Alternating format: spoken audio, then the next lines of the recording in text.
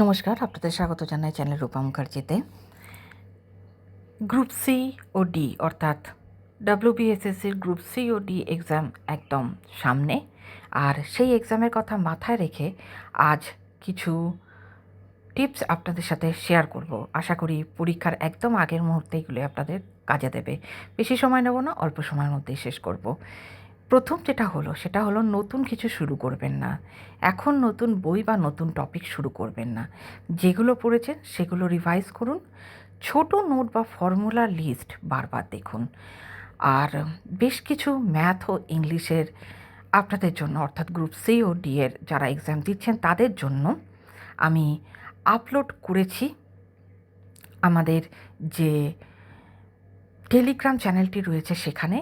আপনারা অবশ্যই সেগুলো গিয়ে সংগ্রহ করুন, সম্পূর্ণ বিনামূল্যে ওখানে সব কিছু পেয়ে যাবেন। নোটস, বিভিন্ন পরীক্ষার, কোনো টাকা পয়সার ব্যাপার নেই।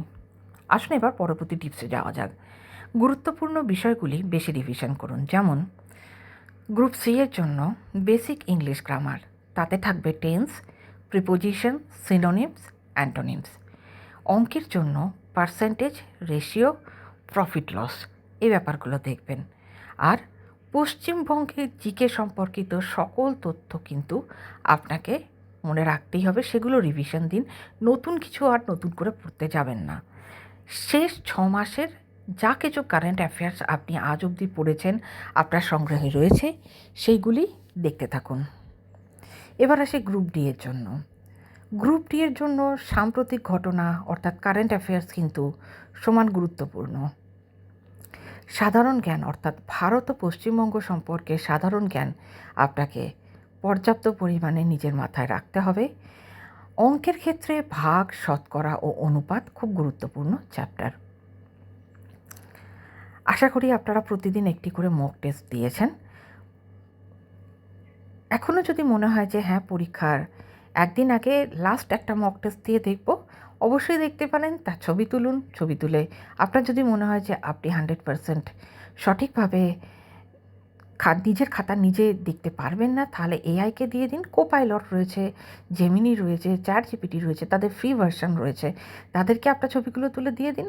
তারা দেখে আপনাকে বলে দেবে যে আপনার কীরকম প্রিপারেশন রয়েছে আর কত আপনি পেতে পারেন। আপনার একটা স্পষ্ট ধারণা হয়ে যাবে। পরে নিজের ভুলগুলো বিশ্লেষণ করবেন।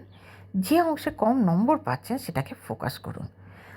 রাত জাগবেন না, অন্তত একটানা 6 থেকে 7 ঘন্টা ঘুমানোর চেষ্টা করুন। হালকা খাবার খাবেন দিনে এবং রাতে। মাথা ঠান্ডা রাখলে কিন্তু মনে রাখবেন নম্বর বাড়ে। এক্সামের আগের দিন কি করবেন? অ্যাডমিট কার্ডটাকে যেটা প্রিন্ট করিয়ে এনেছেন সেটি জেরক্স সমেত নিজের কাছে রাখবেন। একটি আইডি প্রুফ রেডি রাখবেন।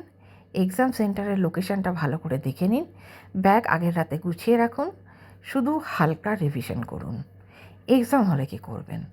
আগে সহজ প্রশ্নগুলো অ্যাটেম্প্ট করুন। যেগুলোতে সন্দেহ বেশি সেগুলো পরে করুন। সময় দেখে কাজ করুন, প্যানিক করবেন না। আর সবচেয়ে গুরুত্বপূর্ণ কথা হলো, আপনি যদি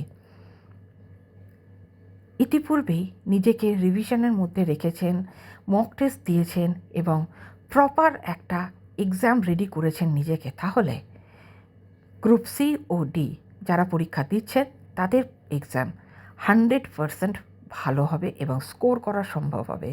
কেননা মনে রাখবেন, confidence plus revision equal to success. অবশ্যই আপনারা পিডিএফগুলো সংগ্রহ করে নেবেন আমাদের টেলিগ্রাম চ্যানেল থেকে। টেলিগ্রাম চ্যানেলের লিঙ্ক আমি দিয়ে রাখছি। দেখা হচ্ছে পরের ভিডিওতে। কোনো প্রশ্ন থাকলে অবশ্যই কমেন্টসের মাধ্যমে জিজ্ঞাসা করবেন। ভালো থাকুন, ধন্যবাদ, নমস্কার।